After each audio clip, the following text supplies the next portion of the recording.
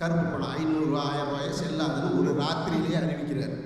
அவர் அறிவித்த உடனே இங்கிருந்து ஒரு குரல் போகுது. முதல் குரல் தமிழ்நாட்டிலிருந்து வருது. அதுதான் இங்கே மாவீரன் சூப்பர் ஸ்டார் ரஜினிகாந்த் ஒரு குரல். உடனே ஹேட்ஸ் ஆஃப் அப்படின்றார். பார்த்துக்கங்க, இந்த நாட்டில் எத்தனை அக்கிரமங்கள் நடந்திருக்கும் போது எதற்குமே வாய் திறக்காத ரஜினிகாந்த் இதுக்கு மட்டும் வாய் திறக்க வேண்டிய அவசியம் என்ன இருக்கிறதுனா, அது நீண்ட கால கள்ள நட்பு. நீண்ட கால கள்ள நட்பு. புதிய இந்தியா பிறந்துருச்சுன்னு சொன்னார். புதிய இந்தியா பிறந்துருச்சுன்னு சொன்ன ரஜினி அவர்களே, உங்கள் பழைய இந்தியாவில் கபாலின்னு ஒரு படம் ரிலீஸ் ஆச்சு. அதுக்கு டிக்கெட் என்ன ரேட்டுன்னு உங்களுக்கு தெரியுமா? அரசு நிர்ணயித்த விலையில் டிக்கெட் விற்றீங்களா நீங்கள்? உங்கள் சம்பளம் என்ன? மொத்த அந்த படத்தின் வியாபாரம் என்ன? அத்தனையும் கணக்கில் வந்திருக்குன்னு யாரால் காட்ட முடியுமா? அப்போ கருப்பு பணத்தோட அளவு என்னங்க? எதை வச்சு முடிவு பண்ணுங்க? 150 ரூபா டிக்கெட்டை 2000 ரூபாய்க்கு விற்று சம்பாதிக்கக்கூடிய ரஜினி கருப்பு பணத்துக்கு அவர் ஒழிக்கிறார், உடனே ஆதரவு கொடுக்கிறாருன்னு சொன்னார். என்ன அநியாயம்! எப்பெல்லாம் பாரதிய ஜனதா ஆட்சி அமைக்கப்படுதோ இந்த நாட்டில், அப்பெல்லாம் ஒடுக்கப்பட்ட சமுதாயத்துக்கும் பிற்படுத்தப்பட்ட சமுதாயத்துக்கும் இந்த சிறுபான்மையினருக்கு ஒரு அச்சம் இருந்துக்கிட்டே இருக்கு. காரணம் என்ன அப்படின்னு சொன்னால், அவர்களுடைய கோர முகம், அந்த ஆர்எஸ்எஸ் உடைய கோர முகம் இருக்கு பார்த்தீங்களா, அது எப்பொழுதுமே ரொம்ப தாண்டவப்படும். கிட்டத்தட்ட 1800களில் பிரிட்டிஷ் ஆட்சியிலிருந்து ஒரு 150 ஆண்டு காலம் இந்த மண்ணை மீட்டெடுக்க எல்லாமாக போராடி உயிர் நீத்து சொத்தை கொடுத்து வீட்டை இழந்து சகோதர சகோதரி இழந்து அண்ணன் தம்பியை இழந்து அப்படியெல்லாம் மீட்டு இந்த சுதந்திரத்தை மீட்டு எடுத்தவங்க இந்த பிற்படுத்தப்பட்ட சமுதாய மக்களும் சிறுபான்மையின மக்களும் தான். இதில் ஆர்எஸ்எஸ்க்கு ஒரு பங்கு கூட கிடையாது, துளி கூட பங்கு இல்லை. அவர்கள் எப்படி உருவானாங்க அப்படின்னு சொன்னால், ஆர்எஸ்எஸ் பிறந்ததே கருவின் குற்றம் தான். ஒரு கருவின் குற்றம் எப்படின்னா, அதுதான் ஆர்எஸ்எஸ். சுதந்திரம் பெற்ற இந்தியாவில் முதல்ல காந்தியை கொண்டு தங்களை அடையாளப்படுத்திட்டாங்க. அப்படி ஒரு கோர முகத்தை வச்சிருக்கிறதுனால இவங்கனால எப்பொழுதுமே நமக்கு ஒரு பிரச்சனை இருந்துக்கிட்டே இருக்கும் அப்படின்ற ஒரு அச்சம், ஒரு சின்ன தயக்கம் இந்த சமூகத்திட்ட இருக்கும் அப்படின்ற எண்ணம் எனக்கு.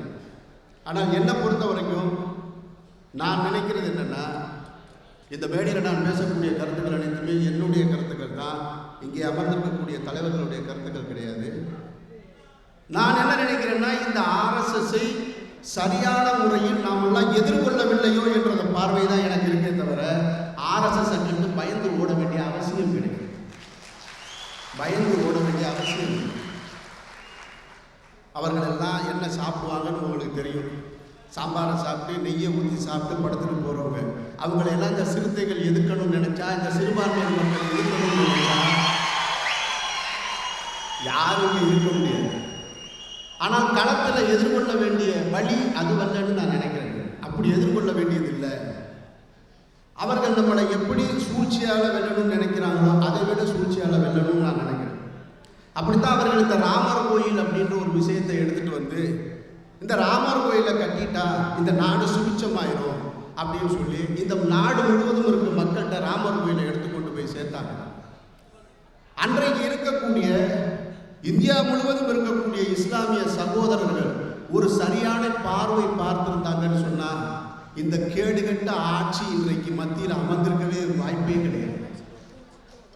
அவர்கள் அதை எதிர்கொள்ள முடியாமல், ராமர் கோயிலை நீ கட்டணுமா, இந்த இடத்துல கட்டுறியா, கட்டிக்க, உனக்கு என்ன பிரச்சனை, ராமர் இங்கே தான் பிறந்தார்னு நீ சொல்றியா, கட்டிக்க, அங்கிருந்து ஒரு 500 அடி தள்ளி நான் பாபர் மசூதியை கட்டிக்கிறேன் அப்படின்னு சொல்லி இஸ்லாமியர்கள் தங்களுடைய சகிப்புத்தன்மையை, தங்களுடைய விட்டு கொடுக்கக்கூடிய தன்மையை, சத்திய மார்க்கம் சொல்லித்தரக்கூடிய லக்கும் தீனுக்கும் வலியதீன் என்றதை அந்த குர்ஆனுடைய வசனத்தை மெய்ப்பித்திருந்தாங்கன்னா இப்படி ஒரு கேவல நிலைமை வந்திருக்காங்க. அவர்களோட நாம் மண்ணுக்கிட்டோம், சரிக்கு சரி சண்டை போட்டோம். சண்டை போட்டதுனால தான் அவர்கள் தேர்ந்தெடுத்த ஆயுதம் இது. இப்போ இங்கே முன்ன பேசுனவங்கலாம் சொன்னாங்க, இந்த நாடு முழுவதும் சிறுபான்மை சமூகமும் ஒடுக்கப்பட்ட சமூகமும் எப்பொழுதுமே ஒன்றோடு ஒன்று பின்னி பிணைஞ்சிருக்கு. அவங்க அதை தான் அந்த ஆயுதத்தை கையில் எடுத்தாங்க. இந்த ஒடுக்கப்பட்ட சமூகத்தில் உயிர் மூச்சாக இருக்கக்கூடிய டாக்டர் அம்பேத்கருடைய நினைவு நாளை அழிக்கும் வண்ணமாக அந்த டிசம்பர் 6 தேர்ந்தெடுத்து இன்றைக்கு என்ன செஞ்சிருக்காங்க, அதை இஸ்லாமியர்களுடைய வாயால் கருப்பு தினமாக அறிவிக்க வச்சிருக்காங்க. அது ஒரு சூழ்ச்சி. அந்த சூழ்ச்சிக்கு இந்த சமூக மக்களுக்கு இஸ்லாமியர்களே துணை போயிட்டாங்களோ அப்படின்ற ஒரு அச்சம் எனக்கு இருக்கு. அதை விட்டுட்டு நீ கட்டிக்கடா, நீ தாராளமாக கட்டிக்க அப்படின்னு சொல்லிட்டு அங்கேருந்து ஒரு 50 அடி தள்ளி 500 அடி தள்ளி இன்னும் தூரமாக பாபர் மசூதியை கட்டியிருந்தோம்னு சொன்னால் அந்த பாபர் மசூதியில் ஒலிக்கக்கூடிய அந்த பாங்கு ஓசை எப்பொழுது பார்த்தாலும் ராமர் கோயிலுக்கு யாரெல்லாம் போகிறானோ அவனுக்கு பூரா கேட்டுக்கிட்டே இருந்தது. சமுதாயம் பின்னால் சொல்லும், இது எங்களுடைய இடம், அவங்க கொடுத்தது, இந்த சகோதரர்கள் கொடுத்தது. அப்போ கொடுக்க மறுத்ததன் காரணத்தினால என்ன ஆயிடுச்சு, இன்றைக்கு கிட்டத்தட்ட 24 ஆண்டுகளாக டிசம்பர் 6 வந்துட்டாலே இந்த நாடு முழுவதும் கலவரம் வெடிப்பது போல, குண்டுகள் வெடிப்பது போல, வேற ஏதோ தீவிரவாத செயல்கள் நடப்பது போல, ரயில் நிலையங்களில், பஸ் நிலையங்களில், விமான நிலையங்களில் எல்லாமே சோதனை போட்டு அந்த மாபெரும் தலைவன் அம்பேத்கருடைய நினைவு மறக்கடிக்கப்பட்டது. அந்த சூழ்ச்சிக்கு நாம் துணை போயிட்டோமோ அப்படின்னு தோணும். அதையே வேறு மாதிரி சிந்திச்சிருந்தோம்னு வச்சுங்க, அதே வேறு பார்வையில் பார்த்துருந்தா, நீ இடிச்சியா பாபர் மசூதியை 92 இடிச்ச, இன்னைக்கு 2016. இந்த 24 வருஷத்துல இந்தியா முழுவதும் கட்டப்பட்ட புதிய அனைத்து பள்ளி வாயில்களுக்கும் பாபர் மசூதி என்று பெயரிட்டிருந்தீங்கன்னு சொன்னா நிச்சயமாக தோற்று போகும். வரலாறு நாளைக்கு சொல்லும், எப்படி இத்தனை ஆண்டு காலம் ஒரே ஒரு பெயர்ல இவ்வளவு பள்ளி இங்க இருந்திருக்கு. அதுக்கு காரணம் இந்த பாசிச கும்பல் ஒரு பள்ளியை இடிச்சிச்சு. அதனால ஒட்டுமொத்த இந்தியாவில் இருக்கக்கூடிய அதற்கு பின்னால் உருவான அனைத்து பள்ளி வாயில்களுக்கும் இப்படி ஒரு பெயர் வர காரணமாக இருந்துச்சு. அதுபோல தான் அடுத்து மாட்டுக்கறி சம்பவம்னு சொன்ன உடனே இந்த மாட்டுக்கறிக்கு ஏற்றுமதி பசுவதை தடை சட்டம், மாட்டுக்கறி சாப்பிடக்கூடாதுன்னு சொன்ன உடனே நம்ம ஆளுங்க என்ன செய்கிறாங்க, உடனே மாட்டுக்கறி உண்ணும் போராட்டம் அப்படின்னு சொல்கிறாங்க. மாட்டுக்கறிக்கு தடையா, நீ தடை போடுப்பா, நீ தடை போடு. இன்னைக்கு ஜல்லிக்கட்டுக்கு தடை என்று சொல்லக்கூடிய உச்சநீதிமன்றம் பசுவதை தடை சட்டத்தில் ஜல்லிக்கட்டுக்கு நீ தடை போடுற, ஆனால் மாட்டுக்கறி ஏற்றுமதிக்கு ஏன் தடை போட மாட்டேன்ற? அப்போ உச்சநீதிமன்றத்துக்கும் ஆளும் பாரதிய ஜனதா கட்சி அரசுக்கு என்ன தொடர்பு இருக்கு? அதுக்கே தடை போட மாட்டேன்ற. இப்போ கடைசியாக கூட ஒரு 4 நாளைக்கு முன்னால் உச்சநீதிமன்றத்தோட நீதிபதி சொல்கிறாரு, நீங்கள் ஜல்லிக்கட்டை கம்ப்யூட்டரில் விளையாடலாமே அப்படின்னு. இது நீதிபதியுடைய குரலா? இந்த RSS உடைய குரல் அது நீதிபதியுடைய குரல் இல்லை. அதே நீதிபதிகிட்ட நாம் கேட்கலாம், நீங்கள் யானை மேலே உட்காந்து அம்பை விட்டு தசரா கொண்டாடுறீங்களே, அதை நீங்கள் கம்ப்யூட்டரில் கொண்டாட வேண்டியதுன்னு. ராமலீலா கொண்டாடுறீங்களே, ராமலீலாவை நீங்கள் கம்ப்யூட்டர்லேயே நடத்த வேண்டியதுன்னு. காசிக்கு போகிறீங்களே, கங்கையில் போய் குளிக்கிறீங்களே, அதுக்கு பதிலாக கம்ப்யூட்டருக்குள்ளே மண்டையை கொடுத்து வெளியே எடுத்துக்கிற வேண்டியதுன்னு. இப்படியெல்லாம் ஒரு கேவலமான செயல்களே செய்யும். இப்போ அடுத்து வந்தது தான் இந்த பொது சிவில் சட்டம். பொது சிவில் சட்டம்னு சொன்ன உடனே இங்கே எல்லோருக்குமே ஒரு சின்ன அச்சமும் ஒரு பயமும் வந்துடும். நான் அறியாமல் கேட்கிறேன், இங்கே மேடையில் இருக்கக்கூடிய தலைவர்கள் எல்லாமே இருக்காங்க, சத்தியமாக சொல்லுங்கள், இந்த பொது சிவில் சட்டம்னா என்ன? அப்படி சட்டம் இருக்கா? அது யார் போட்டது? எந்த நாட்டில் இருக்கு? டாக்டர் அம்பேத்கருடைய தலைமையில் இந்திய அரசியலமைப்பு சட்டம் அமைக்கப்பட்டது போல பொது சிவில் சட்டத்தை அமைக்க ஒரு குழு அமைச்சாங்களா? இல்லாத ஒன்றை இருப்பது போல அவன் சொல்லிக்கிட்டே இருக்கான். இல்லாத ஒன்றை இருப்பது போல இந்த நாட்டில் 50% மக்களுக்கு உணவு கிடையாது, 40% மக்களுக்கு மேலே கழிப்பறை கிடையாது, 42% மக்கள் குழந்தைகளுக்கு நல்ல சத்தான உணவு கிடையாது. இதையெல்லாம் சரி பண்ணக்கூடிய ஒரு பொது சிவில் சட்டத்தை உன்னால் கொண்டு வர முடியும்னா நீ கொண்டு வாப்பா. உன்னால் முடியுமா? அப்படி ஒரு பொது சிவில் சட்டத்தை நீ கொண்டு வா, நான் வரவே இருக்கேன். உன்னால் கொண்டு வர முடியும். நீ என்ன சொல்ற? எல்லாரும் கழிப்பறை கட்டுங்க அப்படின்ற. ஏண்டா படுக்கிறதுக்கு இடமுள்ள ரோட்டில் படுத்திருக்கேன், பேர் மானங்கட்டவங்களை சொல்றதுக்கு உங்களுக்கு எதை சொல்லணும், எப்படி சொல்லணும் முடியாது தெரியல. நீங்க ஆரம்ப காலத்திலிருந்து ஒரு சூழ்ச்சியை செஞ்சே இந்த தேசத்தை முழுவதும் கைப்பற்றிட்டீங்க. கிட்டத்தட்ட 12ஆம் நூற்றாண்டு வரைக்கும் சேர சோழ பாண்டியர்களுடைய ஆட்சிகளில் இருந்த இந்த தேசம் 13ஆம் நூற்றாண்டு கிருஷ்ணதேவராயருடைய நாயக்கர்களுடைய ஆட்சி இந்த பக்கம் நடக்குது. அந்த பக்கம் வட இந்தியா பக்கம் மௌரியர்கள் இன்னும் சிலருடைய ஆட்சி நடக்குது. 15ஆம் நூற்றாண்டில் முகலாய பேரரசுடைய ஆட்சி வருது. 16ஆம் நூற்றாண்டில் பிரிட்டிஷ் கம்பெனிக்காரன் உள்ள வர்றான். 18ஆம் நூற்றாண்டில் ஆட்சியை பிடிக்கிறான். அவங்ககிட்ட இருந்து 150 வருட போராட்டத்துக்கு பின்னால் 47ல் இந்த சுதந்திர இந்தியான்னு ஒன்று வந்தது. 50ல் இந்த நாடு குடியரசு ஆகுது. இவ்வளவும் நடந்திருக்கு. அப்போ குடியரசு ஆகும் பொழுது மதச்சார்பற்ற நாடு அப்படின்ற வார்த்தை, செக்குலரிசம்ன்ற வார்த்தை இங்கே மென்ஷன் பண்ணுறாங்களே. மதச்சார்பற்ற நாடுன்னா இந்த நாட்டில் மதமே இல்லைன்னு அர்த்தமா? இந்த நாட்டில் மதம் இருக்கு. இஸ்லாமிய மதத்தை பின்பற்றவன், கிறிஸ்தவ மதத்தை பின்பற்றவன், இந்து மதத்தை பின்பற்றவன், ஜைன மதத்தை பின்பற்றவன், புத்திசத்தை பின்பற்றவன், கடவுளே இல்லைன்னு சொல்றவனும் சேர்ந்து வாழக்கூடிய நாடு தான் இந்த நாடுன்னு சொல்றது மதச்சார்பற்ற நாடு. அப்படிப்பட்ட ஒரு நாட்டில் இப்போ நீங்கள் புதுசாக வந்துட்டு ஒன் இண்டியான்னு, ஒன் இண்டியான்னா என்ன? ஒன் இண்டியான்னா ஒன்றுமே இல்லை. கிளீன் இண்டியான்னு சொல்றது என்ன? கிளீன் இண்டியான்னா கிளீனாக இல்லையா, அதனால் கிளீனாக ஆக்குறதுக்கு கிளீன் இண்டியா. அப்போ ஒன்றா இல்லைல்ல, ஒன்றா இல்லாதவனை எதுக்கு நீ திருப்பி ஒன் இண்டியான்னு சொல்லிக்கிட்டே இருக்க? இந்த இந்தியான்ற வார்த்தையே சொந்தம் கிடையாதுடா நமக்கு. இந்த இந்தியான்ற வார்த்தையை பிரிட்டிஷ் கம்பெனிக்காரனோட அவருடைய கம்பெனி பேர். அந்த கம்பெனி பேரை களவாண்டு வச்சுக்கிட்டு ஒன் இண்டியா நீங்கள் 2 பேரும் தலையில் தூக்கி வச்சுக்கிட்டு ஆடுறீங்களே. ராமாயணம் மகாபாரதத்தில் அங்கே எங்கேயாவது இந்தியான்ற வார்த்தையை காட்ட முடியுமா? உங்களால் இந்தியான்ற வார்த்தையை சொல்ல முடியுமா? அப்படிப்பட்ட ஒரு கொடூர செயலை செய்யக்கூடியவர்கள் தான் இந்த RSS உடைய கும்பல். மேக் இன் இந்தியா சொல்றாங்க. மேக் இன் இந்தியான்னு சொல்லக்கூடிய உன்னால ஏன் மேட் இன் இந்தியான்னு சொல்ல முடியல? தனியார் வயத்துக்கு எல்லாத்தையும் தாரவாத்து கொடுத்துட்டேன். உலகமயமாக்கல், தாராளமயமாக்கல்னு சொல்லி பணக்காரனுக்கு எல்லாத்தையும் நீ எழுதி கொடுத்துட்டு அவர் ஒரு ஏஜெண்டா தாங்க இன்னைக்கு செயல்பட்டுக்கிட்டு இருக்காரு. இன்றைக்கு இருக்கக்கூடிய பிரதமர் ஒரு ஏஜென்ட்.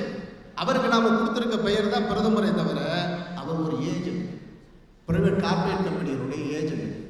அவங்க தான் இப்போ முத்தலாக்கு சிஸ்டத்தை எடுத்துகிட்டு வந்து இது வந்து இந்த ஷயராபான் வழக்கை வச்சுக்கிட்டு ரொம்ப வருத்தப்படுறாங்க. உச்ச நீதிமன்றமும் இந்த பாரதிய ஜனதா கட்சி அரசும் 2 சேர்ந்து ஒரு இஸ்லாமிய பெண்ணுக்கு நடந்த அநீதியை எடுத்து ரொம்ப அவங்க வருத்தப்படுறாங்க, வேதனைப்படுறாங்க. தானாகவே முன் வந்து உச்ச நீதிமன்ற நீதிபதிகள் 2 பேர், அந்த 2 பேருமே RSS சிந்தனை உடையவர்கள். அந்த 2 பேர்த்துல ஒருத்தர் என்ன சொல்றாரு? குஜராத் மாநாட்டில் மேடையில் அவர் பேசும்போது சொல்றாரு, நான் இந்தியாவோட டிக்டேட்டராக இருந்திருந்தால் இந்த நாட்டில் பாடத்திட்டத்தில் பகவத்கீதையை கட்டாய பாடமாக்கியிருப்பேன்னு சொல்றாரு. அப்படி சொல்ற ஒரு ஜட்ஜு, அந்த 2 ஜட்ஜும் சேர்ந்து தான் இந்த ஏற்பாடு பண்றாங்க. உடனே இவங்க இந்த இஸ்லாமிய பெண்ணுக்கு மத நம்பிக்கையின் அடிப்படையில் பெண்களுக்கு இழைக்கப்பட்ட கொடுமையை தாங்க முடியாதுன்னு பிரதமர் சொல்றாரு. யசோதா பெண்ணுன்னு ஒரு பெண் இருக்கு, அது தெரியுமா மோடி உங்களுக்கு? நீங்க சயாராபாடு பெண்ணை பத்தி கவலைப்படுறீங்களே, யசோதா பெண்ணுன்னு ஒரு பெண்ணு 50 ஆண்டு காலமா ஒழிச்சு வச்சிருந்தீங்களே, கருப்பு படத்தை கண்டுபிடிக்கிறேன்னு சொன்னீங்களே, உங்க கருப்பு வாழ்க்கையே இப்பதான் கொஞ்ச நாளைக்கு முன்னாடி தெரிஞ்சிச்சு. அந்த பொண்ணை முதல்ல நீங்க கூட்டிட்டு வந்து வீட்டில் வாழ வைக்க வழி இல்லாம நீங்க சயாராபானுக்காக வர்றீங்க. குஜராத்தில் கொல்லப்பட்ட பெண்கள் எத்தனை பேர், முசாஃபர் நகரில் கொல்லப்பட்ட பெண்கள் எத்தனை பேர், காஷ்மீர்லையும் நாகாலாந்துலையும் மணிப்பூர்லையும் வெள்ளட் குண்டுகளால் அடித்து கொல்லப்பட்ட பெண்கள் எத்தனை பேர்? இவ்வளவு பெண்களுக்கும் அநீதி இழைச்சிட்டு நீங்கள் வந்து பெண் உரிமையை பற்றி பேசுகிறீங்க. இது எல்லாமே திட்டமிட்ட ஒரு அயோக்கியத்தனம். இந்த மோடி என்பவர் இந்த பாராளுமன்ற தேர்தலுக்கு முன்னால் இந்த சமூகத்தில் யாருக்குமே தெரியாது. செங்கல்பட்டு தானா கூட தெரியாது. ஏன் சென்னையில் இருக்கவனுக்கு பாதி பேர் கேட்டால் தெரியாது. அவர் எப்படி வந்தார்? ஒரு 2000 கோடி ரூபாய் முதலீடு, 2000 கோடி ரூபாய் முதலீடும் அம்பானி அதானியோட ஆதரவோடையும் இந்தியா முழுக்க இருக்கக்கூடிய ஊடகங்களுடைய ஆதரவோடையும் இந்த சமூகத்துக்கு வழியே திணிக்கப்பட்ட ஒரு பிராண்டு தான் மோடி என்பவர். இந்த மாநிலம் வாரியாக நீங்கள் பார்த்தீங்கன்னா நம்ம வீட்டில் சோப்பு விளம்பரம் வரும், சீப்பு விளம்பரம் வரும், முகச்சாயம் பூச்சின பவுடர் விளம்பரம் வரும், டாய்லெட் கிளீனர் விளம்பரம் வரும் இல்லையா? அப்படி விளம்பரப்படுத்தி இந்த தேசத்தில் பிரதமராக்கப்பட்டவர் மோடி. அவர் தான் மாநில வாரியாக இங்கே வர்றாரு. ரஜினிகாந்த் வீட்டுக்கு வந்து டீ சாப்பிடணுன்றாரு, அங்கே போகிறாரு, பவன் கல்யாணம் பார்க்குறாரு. இப்படி ஒவ்வொருத்தரையாக பார்த்து தான் இந்த தேசத்துக்கு வந்தார். அவர் தான் இப்போ இந்த பிரதமரானார். பிரதமரான உடனே பாராளுமன்றத்தை போய் முத்தமிடுறாரு. அவர் முத்தமிடும் பொழுதே தெரியும் இந்த நாட்டில் அவர் ரத்த ஆற ஓட வைக்கிறதுக்கு எல்லா வகையான திட்டங்களையும் தீட்டிட்டார். அவர் இப்போ தான் தோல்வி அடைஞ்ச தன்னுடைய தோல்வியை ஒப்புக்கொள்ள வழி இல்லாமல் தான் கருப்பு பணத்தை எடுத்துட்டு வந்திருக்கார். இதையெல்லாம் தாண்டி இன்றைக்கு இருக்கக்கூடிய ஊடகங்கள், மோடி என்று ஒரு பெரிய மாயாஜால வித்தக்காரரு, அவர் பிரமாதமாக எல்லாமே பண்ணிடுவார், அவருடைய சிந்தனை எல்லாமே தொலைநோக்கு பார்வையோடு உள்ளது அப்படின்னு சொல்லி இந்த தந்தி டிவியில் பாண்டே இருக்காரு. அவர் பண்ணுற கூத்து தாங்க முடியல. அவர் சமீபத்தில் நடந்த மக்கள் மன்றத்தில் கூட கோவிக்கிறார். அவர் நடுவராக இல்லை, தன்னை ஒரு RSS சித்தாந்தவாதியாக காட்டிக் கொள்வதற்காக போராடுகிறார். தினமணியில் குருமூர்த்தி என்கிற ஒரு கட்டுரையாளர் எழுதுகிறாரு, சிறுபான்மையினர்கள் எல்லோருமே நீங்கள் அனைவரும் தேசிய நீரோட்டத்தில் கலந்துடணும்னு சொல்கிறாங்க. ஏன்னா நாடு முழுவதும் காவிரி நீர் இந்த பக்கம் வரலை, இந்த நீரோட்டத்தை நீங்கள் முதல்ல சரியாக போகிற வழி இல்லை, எங்களை விட தேசிய நீரோட்டத்தில் போய் கலக்க சொல்கிறீங்க. இப்படி திட்டமிட்டு இவர்கள் தொடர்ச்சியாக இந்த நாட்டையும் இந்த நாட்டில் இருக்கக்கூடிய சிறுபான்மை பிற்படுத்தப்பட்ட சமூக மக்களையும் அவர்கள் சேரவிடாமல் ஜாதி கலவரங்கள், வகுப்பு கலவரங்கள் இதையெல்லாம் தூண்டி அவங்க செய்ய நினைக்கிறது என்ன? நான் கடைசியாக கேட்க நினைக்கிறேன், அவர்கள் இதை இந்து நாடுன்னு அறிவிக்கணும்னு நினைக்கிறாங்களா? ஒருவேளை இந்து நாடுன்னு நீங்கள் அறிவிக்கணும்னு நினைச்சா, மோடியின் வாயால் அதை சொல்ல வைக்கணும்னு நினைச்சா உங்களால் முடியும்னா தயவு செஞ்சு பாருங்க, அதை செய்யுங்க. நீங்கள் செஞ்சீங்கன்னாக்கா கர்நாடகாவில் இருக்கிற இந்து தமிழ்நாட்டில் இருக்கிற இந்துக்கு தண்ணி கொடுப்பான், கேரளாவில் இருக்கிற இந்து தமிழ்நாட்டில் இருக்கிற தண்ணி கொடுப்பான், ராமேஸ்வரத்தில் மீன் பிடிக்க போகிற இந்து இனிமேல் தமிழக மீனவர்கள் சொல்லாமல் நீங்கள் இந்தியாவில் இருக்கக்கூடிய இந்து மீனவர்களை சிங்கள படையினர் காத்தோன்னு நீங்கள் சொல்லுங்கள். இப்படி ஒரு இந்து நாட்டை உங்களால் அறிவிக்க முடியும்னு சொன்னால், அப்படிப்பட்ட ஒரு புனிதமான இந்து நாட்டில் நான் என்னுடைய இஸ்லாமிய கொள்கைகளை வாங்கி தாங்கி வாழக்கூடியவனாக வாழ நான் தயாராக இருக்கேன். எனக்கு எந்த அச்சமும் கிடையாது. ராமர் கோயில் வர்றதுனால எனக்கு எந்த அச்சமும் கிடையாது. இந்த நாட்டில் பல லட்சம் கோயில் இருக்கு, வீதிக்கு ஒரு கோயில் இருக்கு, வீட்டு வாசல்ல இருக்கு. இத்தனை கோயில்களுக்கு நடுவுலையும் இஸ்லாமிய நான் வாழ்ந்துகிட்டு இருக்கிறேன்னா, ஒரே ஒரு ராமர் கோயில் எக்ஸ்ட்ரா வந்துட்டா நான் வாழ மாட்டேன்னா சந்தோஷமா வாழ்ந்துட்டு இருக்கிறேன். எனக்கு என்ன வந்துச்சு? மேடையில் இருக்கக்கூடிய என்னுடைய மரியாதைக்குரிய தலைவர்கள்கிட்ட கடைசியாக நான் ஒன்று கேட்டுக்கிறேன். இப்பொழுது ஏற்பட்டிருக்கக்கூடிய இந்த கூட்டணி இருக்கு பார்த்தீங்களா, இதை வெறுமன தேர்தல் கூட்டணியாக மட்டும் வச்சுறாரு. உங்களை அன்போடு நான் கேட்டுக்கிறது, இது கொள்கை கூட்டணியாக கடைசி வரைக்கும் இந்த சமூகத்தில் வச்சிருக்கு. தேர்தலுக்காக கூடுவதும் பின்னே விலகுவதும் அப்படி ஒரு செயலை தயவு செஞ்சு செய்யாது. என்னுடைய மரியாதைக்குரிய இஸ்லாமிய அரசியல் கட்சி தலைவர்களுக்கும் இஸ்லாமிய இயக்கங்களை சார்ந்த தலைவர்களுக்கும் ஒன்று நான் கேட்கிறேன். நாளை மறுமையில் இறைவன் முன்னால் நாம் போய் நிற்கக்கூடிய சூழல் வரும் பொழுது, இறைவன்கிட்ட நீ என்ன எடுத்துட்டு வந்த அப்படின்னு நான் கேட்கும் பொழுது, என்னுடைய கட்சியின் பெயரை தாங்கி எடுத்துட்டு வந்தேன், என்னுடைய இயக்கத்தின் பெயரை நான் எடுத்துட்டு வந்தேன் அப்படின்னு கொண்டு போய் நிற்கும் பொழுது, நவம்பர் 9 எப்படி 500 ரூபா தாள் 1000 ரூபா தாள் செல்லாதுன்னு சொன்னானோ அதுபோல வல்ல இறைவன் செல்லாதுன்னு சொல்லிட்டா நாம் என்ன செய்வோம்? எந்த பேங்கில் போய் மாற்ற முடியும்? எந்த பேங்கையும் மாற்ற முடியாது. ஆனால் நம்ம அமல்களை, இந்த தீய சக்திகளை நாம் அதை ஒடுக்கிறதுக்கு ஒருங்கிணைந்த செயல்படக்கூடியவர்களாக நம்ம வாழணும். இறுதியாக ஒரு 2 நிமிஷத்தில் ஒன்றும் ஷானவாஸ் பதற வேணாம். மக்களாட்சி ஆக்சுவல் நான் 1/2 மணி நேரத்துக்கு பேசணும்னு வந்தேன். நாகரிகம் கருதி இதோட முடிச்சுக்கிறது. நான் மக்களால் தேர்ந்தெடுக்கப்படுறதுக்கு பேர் தான் மக்களாட்சி. ஆனால் இங்கே பிரதமர் மோடி அவர்கள் மக்களால் தேர்ந்தெடுக்கப்பட்டிருக்கார், ஆனால் மக்களாட்சி நடத்தலை. அவர் ஒரு சர்வாதிகார ஆட்சியை தான் நடத்திக்கிட்டு இருக்கார். ஆனால் இந்த நாடு உலகம் முழுவதும் சர்வாதிகார ஆட்சிகளை நடத்தின ஹிட்லர்லேருந்து, பிலிப்பைன்ஸ் அதிபர்லேருந்து, ஈராக் சதாம் ஹுசேன்லேருந்து, சிரியாவிலிருந்து, லிபியாவிலிருந்து எல்லோருக்கும் ஏற்பட்ட நிலைமை நீங்கள் அறியக்கூடியவர்களாக இருக்கிறீர்கள். ஒன்றை மட்டும் இறுதியாக சொல்கிறேன், யார் எந்த சமூகத்தை என்னுடைய இந்து சகோதரர்கள் பெருவாரியான வாக்குகளை பெற்று நீங்கள் பிரதமரானீர்களோ அவர்களாலேயே, அவர்கள் காலாலேயே நீங்கள் மிதிப்பட்டு இந்த சமூகத்தில் கேவல நிலையை நீங்கள் அடையக்கூடிய நாள் வெகு தூரத்தில் இல்லை என்று கூறி இந்த வாய்ப்புக்கு நன்றி கூறி விடைபெறுகிறேன். அஸ்ஸலாமு அலைக்கும்.